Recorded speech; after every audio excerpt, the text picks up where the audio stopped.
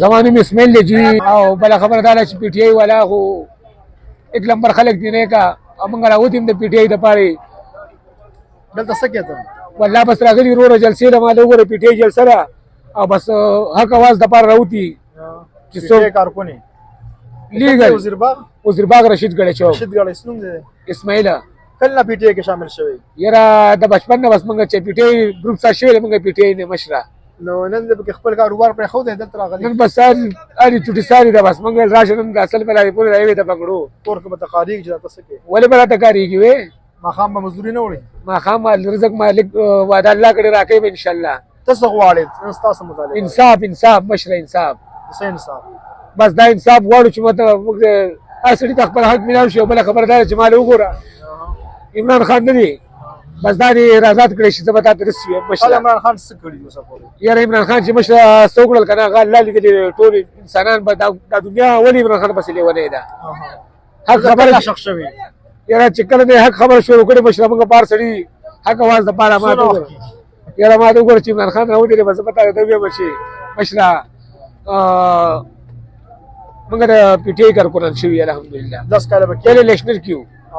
نیشنل پارټي بس نوم دسو نوم هغه اسماعیل نوم دی مشره اسماعیل د تاسو کتلې شي د وزیر باغ سره تعلق ساتي یقینا دغه رکشا سره د په دې رکشا کې نن د پلسټیټ موومېنټ کې شامل شوی دی و چې عمران خان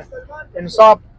ورکول شي او دغه ملک په دغه بل روانول شي چې عمران خان مخوخ دی او دغه لپاره نن خپل روزګار پر خو د راغلی ما او پلسټیټ موومېنټ کې شامل شوی مسله جواب پیغام ورکړي بس دا زموږ تاسو ته پیغام دی چې بس عمران خان دې آزاد کړی شي او بس تاسو ته نور څه تاسو ته قرباني ورکول شي الله جی سره قرباني ولې شو د حق आवाज د پاره دا خبره نشته دی جی واو روډي چوک ته تللی مخکې کله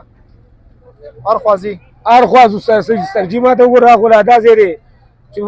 کم ځای وي بس زموږ دا خبره پی ټی آی صدر کړو پی ټی آی موږ سره نه راکړي سرجي ولکه انصاف کولای شي لکه زموږ د سیوم چې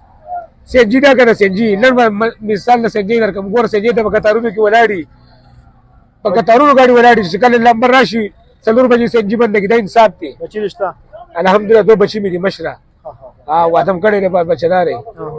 خو اصل عمران خان بس خوښ دی چې نو یو خوښ دي چې راتلو خپل مزري په کوله حق علاله سپیش وي تاسو چې عمران خان راحت دي مشره بس دا زمونږ مطالبه ده